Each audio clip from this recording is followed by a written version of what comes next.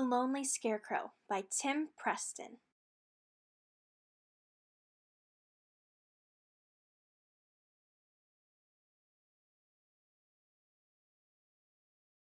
In the middle of a field, under a sky the color of cornflowers, stood a scarecrow. He had a scary face, but a kindly heart. More than anything, he wished that the animals and birds would be his friends.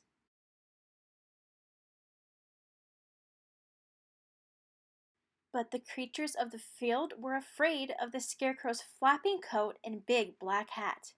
They were afraid of his beady eyes, his crooked nose, and his jagged metal mouth.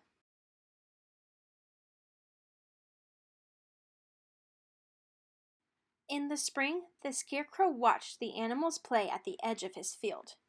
He watched the birds as they made their nest.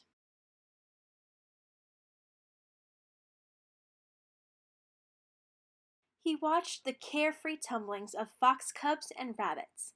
He listened to the noisy ducklings by the old pond. And all the time, the animals watched the scary scarecrow, but they never came near.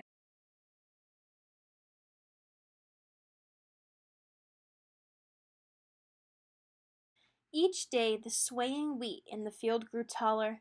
The scarecrow lost sight of the animals. He lost even the happy song of the lark, drowned out by the whispering of the wheat. Marooned in his golden sea, the scarecrow lost hope of ever making friends.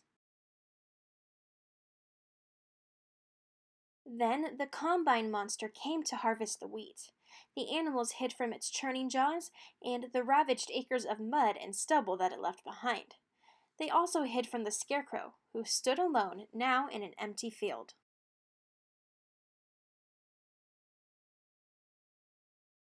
From the north came a sly breeze that stole the leaves from the trees and the light from the days. The animals hurried home to their warm burrows and cozy nest. And the scarecrow felt even lonelier, for he knew that winter was coming.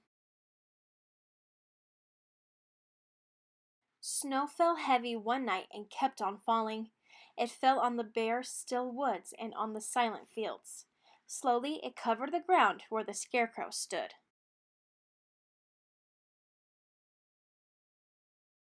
In the morning, the animals woke to a world that had changed.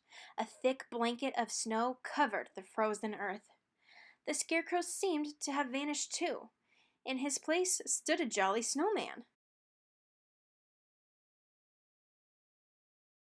The creatures played happily in the field, rolling and tumbling in the snow around the scarecrow. And the scarecrow, well, he was as cheerful and bright as the sunny winter day.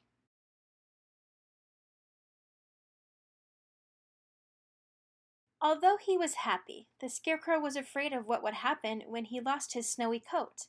He was afraid that the animals would shrink from his twisted shape.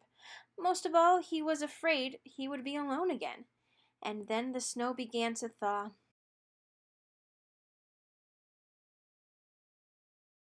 The snow slipped off the scarecrow's shoulders and dripped from the brim of his hat. When the last patches of snow fell from his face, the animals looked up in wonder.